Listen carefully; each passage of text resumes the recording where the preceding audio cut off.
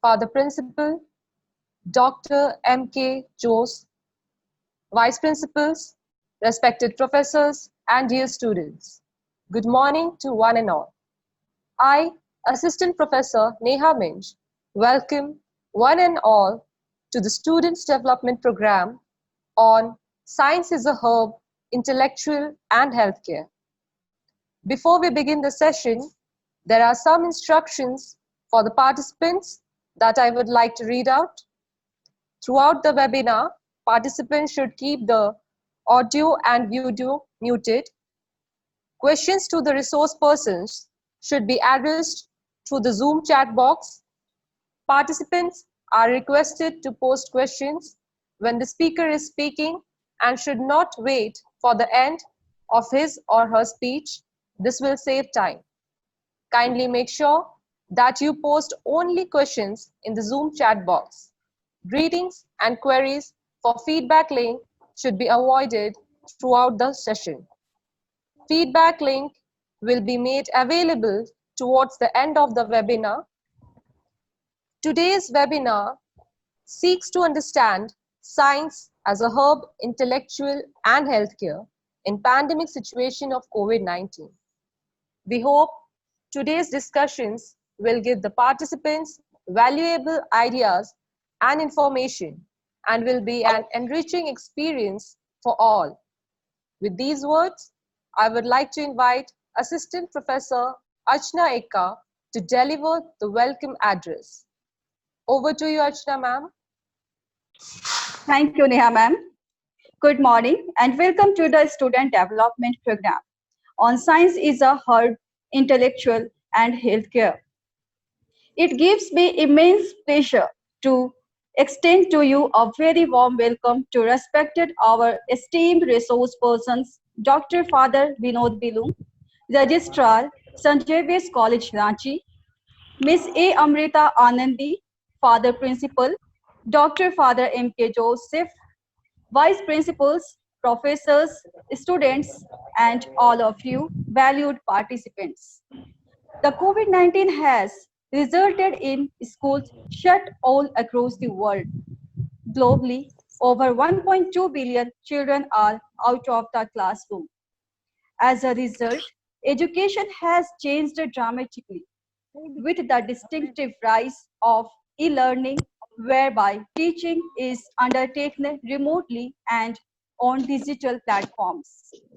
Today, St. Xavier's College Mahuadar has taken the initiative to keep in touch with all our students through this student development program. I hope a lot of things you gain from the topics that we have brought together in today's student development program.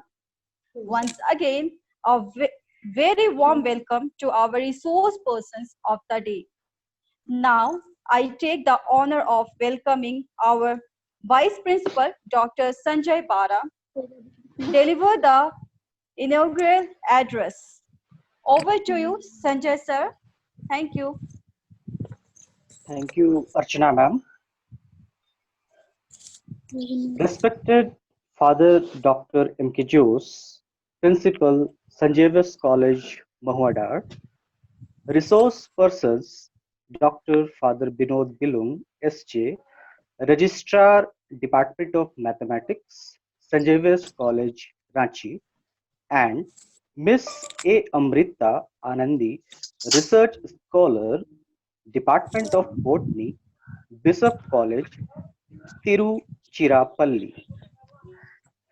Sister Kathleen Juliet, Vice Principal and HOD, Department of Botany, Father John, and administrative staff, Assistant Professor Binay Antony Minj, HOD, Department of Physics, Assistant Professor Binay Kumar Yadav, HOD, Department of Chemistry, Assistant Professor Neha Minj, HOD, Department of Mathematics. All teaching and non-teaching staff and my dear students, good morning. I welcome all the dignitaries present in the webinar organized by the Faculty of Science, Sanjeevas College, Mahuadar.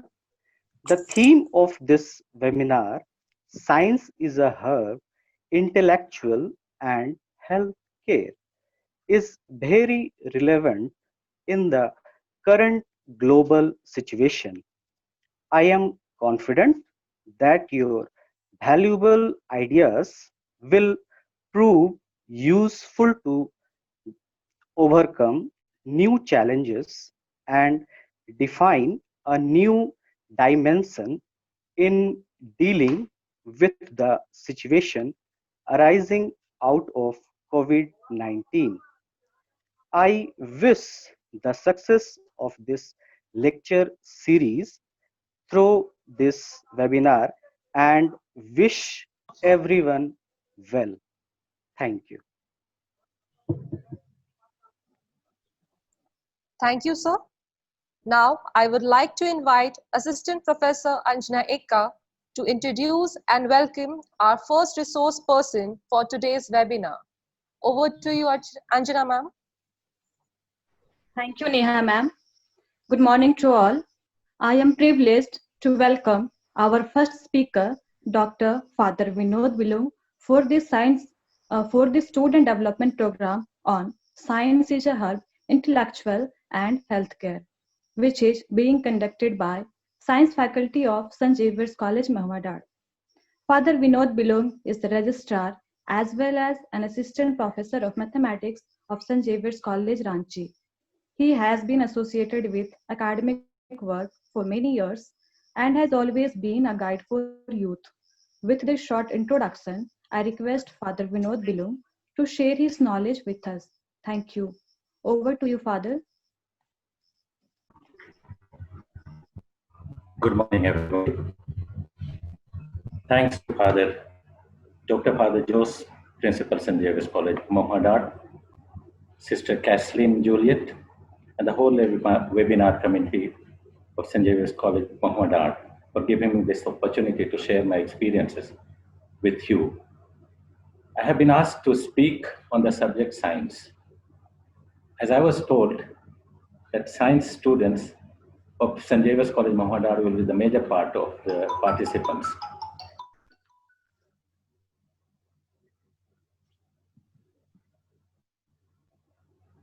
And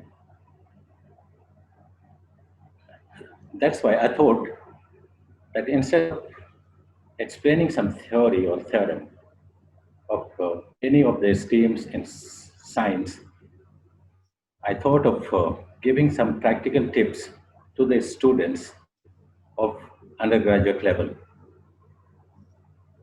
And I wish that they may be helped by whatever we are going to discuss.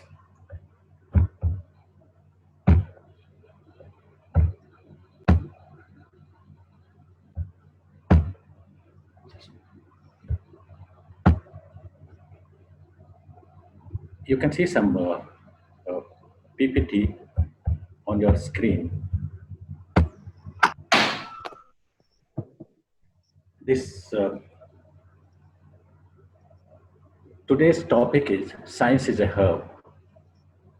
I hope the botany students would recognize these plants. One is a herb, and one is I think, flower plant. In order to study science, I think the first requirement for the students is the language. One should have a good grasp of language, whether it is English or any vernacular language. And I think that science subject is not always for everyone. Don't take it otherwise. Because science needs little more intellectual capacity than you need for some other subjects. First thing I feel, in order to study science in the BSc level, is aptitude. And on top of that, you build your attitude. What I mean by aptitude? Aptitude is the ability to grasp things, and attitude is what you want to do. When maybe I'll switch over to Hindi also, because as I was told that many students of St. James Mohammedan come from Hindi medium school. बहुत कोई आते हैं जब BSc करने के लिए तो कहते हैं कि मैं मैथ्स ही पढ़ना चाहता हूँ या केमिस्ट्री पढ़ना चाहता हूँ, वो एटीट्यूड है। लेकिन बुद्धि क्षमता आपकी जो होनी चाहिए साइंस के लिए, वो एप्टीट्यूड है। मैं चाहता हूँ, वो एटीट्यूड है। Very often your attitude does not match with your aptitude, and there I would say that for such students, science would be very difficult to pursue.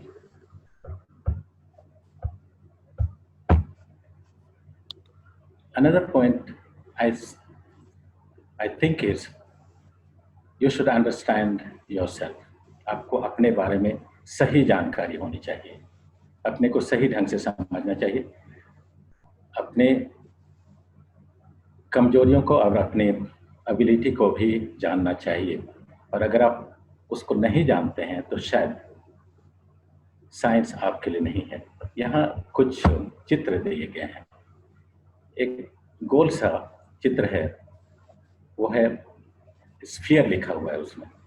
लेकिन जब हम लोग 2 डायमेंशंस प्लेटफॉर्म में या 2 डायमेंशन ब्लैक बोर्ड में 3 dimension picture को खींचते हैं तो वैसे नहीं दिखता है। तो इसी को लेकर के मैं कहता हूं कि उसमें समझने की जरूरत होती है।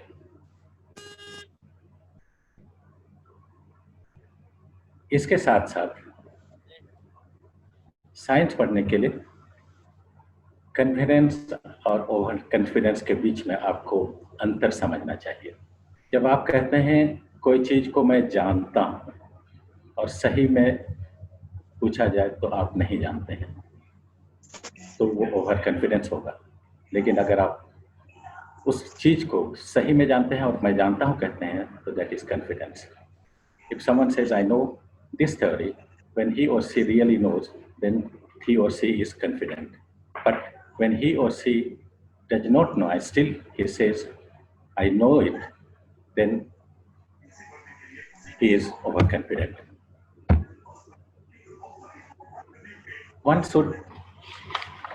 For science, one should develop logical thinking, logical mind. Here I have given some steps or some instructions for Mohammedan students. Suppose one person is very new in Mohammedan St. James College and he is asked to go to St. Joseph's School, Mohammedan. He is given some steps. There are 7 steps I won't read out. They are sequentially arranged, logically arranged. If you interchange any 2 consecutive steps, you will not get the desired result. You will not reach your destination. Whereas in art subject, let us say history, I take 2 sentences. India became independent country in the year 1947. Second sentence was, Pandit Jawaharlal Nehru was the first Prime Minister of India. When you have to write these 2 sentences, even if you interchange the sequence, both you will be completely correct. But in science, most of the things are explained in sequential order or logical order.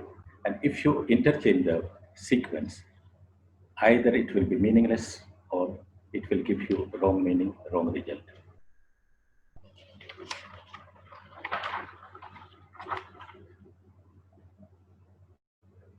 how do you develop a logical mind or logical thinking? Whatever you read, whatever you see, whatever you hear, or whatever you do, first observe, then analyze, try to verify the truth or reality, and then assimilate or make it your own. Let me give you a very simple example. 2 days back, one of my colleagues or one of my companions came and said that I got a WhatsApp message that after 48 hours in Jharkhand, there will be complete lockdown. Immediately, I opened the computer and showed him that day's news in Prabhat Khabar. Sentences were different. In 48 hours, 48 घंटे में तीसरी मौत.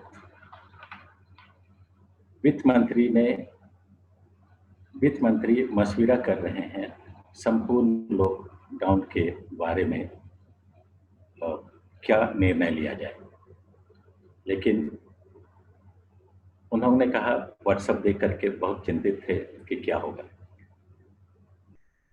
There I want you to think. Don't believe at the first glance itself.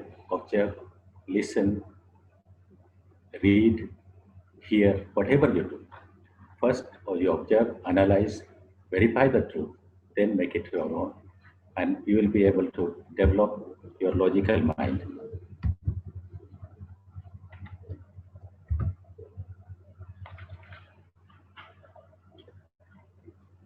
Lastly, discipline yourself, manage your time, make your own routine for your study, work hard, and you will succeed.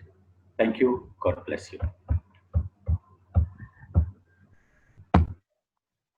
Thank you, Father, for your wonderful presentation. Your presentation on new technologies, ideas, or methodology for the 21st century's science at our webinar today. It was really informative and interesting one. Your talk was particularly appropriate at this time when we are considering new initiatives for expanding growth. Sir, some of our participants have expressed appreciation for the information you presented on adoption and educational counseling. Sir, there are no questions from our participants so far. So once again, I would like to thank Father Vinod Bilong on behalf of the organizing committee of St. Xavier's College, Mahua Dar, for helping to make our webinar so rewarding, and we hope you will consent to speak to us again perhaps next month. Sir, I am grateful for this time you spent with us, and many thanks from all of us. Thank you very much, Father Vinod Bilong. Now over to Neha ma'am. Thank you, sir. I would now like to invite Assistant Professor Dr. Emma Shushan Minch to introduce and welcome our next resource person. Over to you, Emma ma'am. Good afternoon to all. I, Dr. Emma Shushan Minch, Assistant Professor, Department of Botany, St. Xavier's College, Mahua Dar, have a great pleasure to introduce to you today's resource person, Ms. A. Amrita Anandi, Research Scholar in Botany at Bishop Heber College, Bharatidasan University, Tiruchirappalli, Tamil Nadu. Besides, she is also the President of Research Scholars at the college, regularly conducting number of seminars on various topics. She has completed Integrated Biotechnology from St. Xavier's College, Kolkata. During her master's, she also cleared CSIR UGC NET JRF, GATE and Tamil Nadu SET. She is receiving JRF scholarship for her research work. Her research experiences are doing project on medicinal plants at Indian Institute of Chemical Biology, Kolkata, and Saha Institute of Nuclear Physics, Kolkata. Also, she has presented papers and posters in various conferences. Now, hereupon I would like to invite our next most awaited resource person of today, Ms. A. Amrita Anandi, to kindly share her insight. Over to you, Ms. A. Amrita Anandi. Good morning, everyone. It's a great joy and honor for me to be introduced by Dr. Ima Minch. I thank her for introducing me to you all. At the outset, I would like to thank Reverend Sister Kathleen Juliet, Vice Principal and IQAC Coordinator, for giving me this opportunity to deliver a talk on nutraceuticals. With a delightful heart, I welcome the participants to this session. I shall be talking about nutraceuticals, which is basically a combination of two terms, nutrition and pharmaceuticals. Throughout the talk, I shall be highlighting on how your food can be your medicine.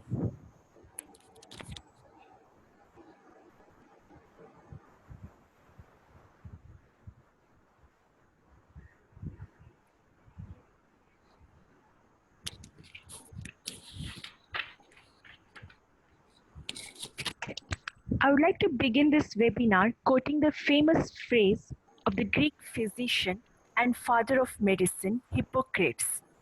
Let thy food be thy medicine, and the medicine be thy food. The philosophy behind this famous quote and also nutraceuticals is to focus on prevention, that is, to eat healthy food to prevent diseases. The topics that I would be covering are the definition of nutraceuticals, its classification. We would be looking at some nutraceutical products available in the market, the regulation, global market that this emerging field of science has, and we would be touching the advantages, challenges, criticism, and some takeaway messages. As already mentioned, the term nutraceutical was coined by combining the terms nutrition and pharmaceutical in 1989 by Dr. Stephen D. Phillips.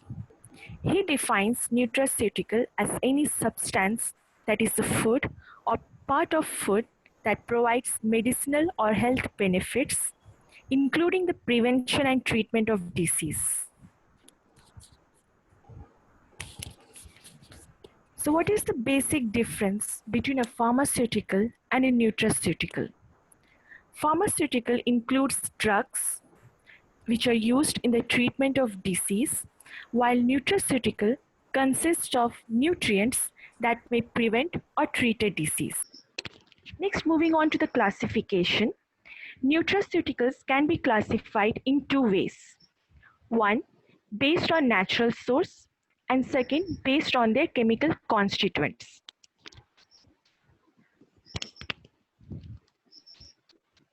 So based on the source, they can be classified into four categories, which include plants, animals, minerals, and microorganisms.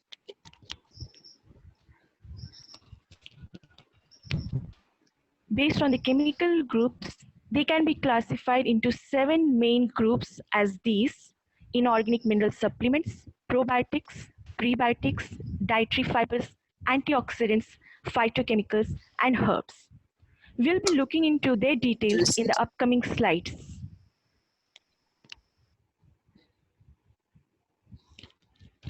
The inorganic mineral supplement include minerals which we get through our diet or supplements available in the market. Next, we come to probiotics. What are they? They are live microbial food ingredients which, when administered in adequate amounts, are beneficial to health. These include species of Lactobacillus, Bifidobacterium, Saccharomyces cerevisiae, E. coli, and Bacillus species. They have many potential benefits, which include the shortened duration of intestinal infections, irritable bowel syndrome, reduce bladder and urinary tract infections, and manage lactose intolerance. So basically, they are very essential for our gut health. Next are the prebiotics, which are substances which reach to colon in intact form. that is, without getting depleted by the gastric pH or digestive acids. This can be derived from plants like garlic, onions, bananas, cabbage, and many more. These prebiotics promote the growth of probiotic bacteria that we discussed earlier. So some commonly known examples are oligofructose, inulin, galacto-oligosaccharides, and lactulose. So we come to our fourth category, the dietary fibers. These neither get digested nor absorbed. They may reduce the risk of gastrointestinal diseases, hypertension, diabetes, heart disease, and several types of cancer, including colon cancer. The dietary fibers can be subdivided into insoluble fibers and soluble fibers, among which the insoluble fibers are the predominant ones. Some examples of dietary fibers include fruits, vegetables, whole grain breads, cereals, beans, rice, nuts, and seeds. But along with the dietary fiber, adequate water intake is also important. Moving on to antioxidants, we all know that UV light, ionizing radiation, smoking, air pollution, and inflammation can cause formation of free radicals, which cause DNA damage and oxidative stress. This in turn causes damage to organs. So how are antioxidants helpful? Antioxidants neutralize these free radicals by donating electrons to them. Most of the sources for these antioxidants can be found in fruits and vegetables like tomatoes, carrots, sweet potatoes, mango, papaya, and oranges, to name a few. The sixth division in the classification of nutraceuticals includes phytochemicals like carotenoids, phytosterols, phenolic constituents, flavonoids, catechin, gallic acids, isoflavonoids, and anthocyanidins. The main source for these again are plants. Most of these phytochemicals have antioxidant, anti-cancer, and anti-inflammatory properties. The seventh category in the classification includes the herbs. We'll be seeing some of these herbs which have taken over the nutraceutical market and have also been used traditionally in our diet. Alongside the picture of these herbs, I have also attached images of the nutraceutical products that is available in the market. So starting with amla, our mothers often give us amla or amla ka murabba when we suffer from cough and cold. It is also an excellent antioxidant and immune enhancer and has anti-ulcer and anti-inflammatory properties. Next, we come to bitter gourd. It maintains blood sugar levels and lowers bad cholesterol levels. It's very beneficial to diabetic patients. Chiraita. I remember my mom giving me chiraita leaves whenever I get fever. As well as chiraita is also an excellent remedy for skin diseases. Fenugreek or methi is used in the treatment of anorexia, which is an eating disorder characterized by abnormally low body weight. Indian moms give methi whenever one suffers from stomach problems. Next, we have garlic. It has plenty of medicinal properties like antibacterial, antifungal, antithrombotic, anti-inflammatory, anti-hypertensive, and it also prevents colon and lung cancers. Ginger. Ginger is used in almost every curry that is prepared at home. It has anti-arthritis, anti-inflammatory, anti-diabetic, antibacterial, antifungal, and anti-cancer properties. Moving on to neem, it has antifungal and antibacterial activities, and it's quite efficient against intestinal worms and skin ulcers. Most Indian houses have tulsi in their garden. As we all know, it is an excellent remedy for cough and throat pain. Besides, it also has antimicrobial properties and it maintains insulin level in the body. So here comes turmeric, a cherished cousin of ginger. It accounts for excessive use in our kitchens. It has antimicrobial, anti-inflammatory, and antioxidant properties. It may also help improve symptoms of depression and arthritis. It is linked to improved brain function and a lower risk of brain diseases. It has a potential to prevent heart disease, Alzheimer's, and cancer. With this, we complete the classification of nutraceuticals. Next, let's see some of the examples of nutraceutical products available in the market. So betadine, it improves immune function, while Phenolife, it controls blood sugar.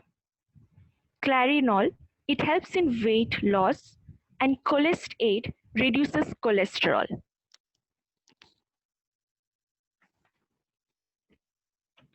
With this, we come to the regulation. To bring a medicine to market, it can take up to 10 years and cost millions. Whereas to market an unlicensed nutraceutical can take a fraction of this. To add to this problem, companies mainly focus on a wide profit. Hence, lack of regulation may compromise with the safety and effectiveness of products. An example of this was the case of Cholesterol. It was a cholesterol-lowering supplement marketed by Pharmanex. The product was based on an ancient Chinese remedy and it proved very popular. But the pharmaceutical company Merck tested this successful supplement and found that the active ingredient was lovastatin and not colistin. Therefore, the US Food and Drug Administration had subsequently banned it. Hence, the main aim of regulating these products is to ensure safety of the consumer's health. Apart from these regulations, one should also bring about fair trade, harmonization, uniformity, and price control. There is no doubt that the nutraceutical market has a promising growth. The demand will grow with the increasing risk of diseases such as high blood pressure, obesity, diabetes, and cholesterol, which are all lifestyle diseases. Coming to the advantages, as lifestyle health problems are on rise and people are increasingly becoming aware of healthy eating, the nutraceuticals are preferred because they're basically food or part of food that maintain healthy body and are also harmless or less toxic as compared to the conventional pharmaceuticals. Secondly, since the new molecule is difficult to discover, more expensive, and riskier than ever before, many pharmaceutical companies are now turning towards nutraceuticals. But with the advantages aside, the nutraceutical market also faces some challenges. These include first, bioavailability. That is, high concentrations of the active compound of the food is difficult to achieve. Though nutraceuticals have proven to be beneficial in case of lifestyle-related diseases, only a few can be considered useful in the prevention or treatment of age-related diseases. The third drawback is this lack of standardization and high pricing of these products. The fourth challenge that this market faces is that there is insufficient preclinical data. And lastly, they face marketing and distribution challenges. Especially, there is a need for creation of awareness about the uses of nutraceuticals in rural areas. The major criticism that nutraceutical markets face is that they are largely unregulated and their claims do not match the evidence. An example of this is Actimel. Danone, a food company, launched its product Actimel, claiming it boosted the immune system. But the company was later forced to pay millions for its false claim, as there was never any scientific data supporting this. So the takeaway message is that nutraceuticals have emerged as an alternative to modern medicines and have proven health benefits. They're widely accepted by all age groups due to their higher quality, safety, and efficacy. And lastly, diet rich in nutraceuticals, along with regular exercise, stress reduction, and maintenance of healthy body weight, will maximize health and reduce disease risk. Thank you so much and wish you all the best.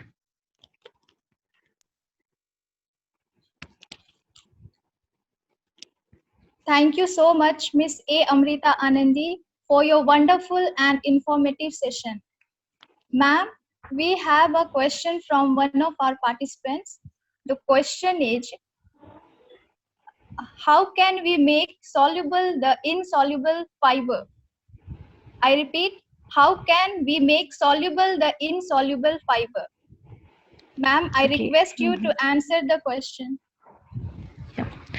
So there are certain fibers which cannot be made soluble. I guess he is asking how to make the insoluble ones soluble.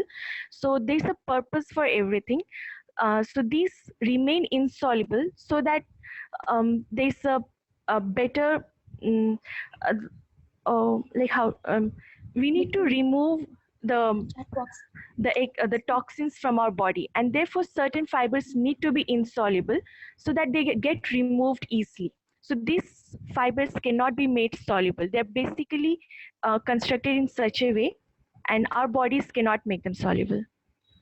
Okay. Thank you, ma'am, for answering the question. We pleasure. have one more question from one of our participants.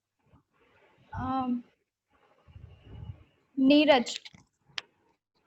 The question is, can we get COVID-19 with food? How to wash fruit and vegetables just with water or something else? And what type of food we have to take in this pandemic time? Ma'am, I repeat, can we get COVID-19 with food? How to wash fruits and vegetables just with water or something else? And what type of food we have to take in this pandemic time? Ma'am, I request. So COVID-19 doesn't spread from food unless there are the coronavirus in the food, because it can stay alive for few hours. So it's very important to wash fruits and vegetables with warm water and salt. And the next, I guess, is asking what type of food we need to take. Yes, so we need to take food which have which enhance the immune system, because so far not a vaccine has been found out, but definitely we can take food that can enhance our immune system, so that in case we get COVID, we do not suffer a lot. So like turmeric, we can add turmeric, other spices, and the list of food items that I showed in our slide. And there's so many things that we can do, even neem leaves, taking neem leaves and tulsi leaves early in the morning. These all will enhance our immune system. Okay. Thank you so much, ma'am, for answering all the questions. I thank you once again for giving us your valuable time and for your wonderful session. Thank you, ma'am. I was my now like pleasure. I now like to invite Assistant Professor Jafar Iqbal to deliver the vote of thanks. Over to you, Jafar sir.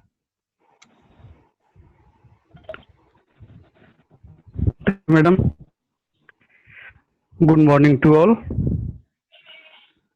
Honorable eminent resource persons, Dr. Father Vinod Bilung, Registrar, Department of Mathematics, St. Xavier College, Ranchi, Miss A. Amrita Anandi, Research Scholar, Department of Botany, Bishop Heber College, Tiruchirappalli, Principal, Dr. Father M.K. Jose, St. Xavier College, Mahuada, our most valued participants from various colleges and educational institutions, and my dear colleagues. It's my privilege to propose a vote of thanks on this occasion. I, on behalf of St. Xavier College Mahuadar and the Faculty of Science here together, extend a very heartfelt thanks to Dr. Father Binod Bilung, Miss A. Amrita Anandi for gracing your important work and sharing with us your findings and opinions today. I would like to thank our principal, Dr. Father M.K. Jose, for giving us the opportunity to conduct various programs through online. Thank you, Father, for your support and encouragement. I take this opportunity to extend our most sincere thanks to all our participants from different nations for participating in this webinar. Thank you very much for your support and cooperation. Once again, I want to state that we are most grateful to all speakers. I thank you for being with us today. Thank you. Over to you, ma'am. Thank you, sir. Thank you so much, sir, for delivering the vote of thanks. You have wonderfully expressed gratitude to all on behalf of the college. Thank you once again. Feedback link has already posted to the Zoom chat box. Please find the link and submit the feedback.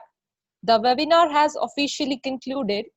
However, the meeting will be running for 2 more minutes so that all participants can fill the feedback. Thank you.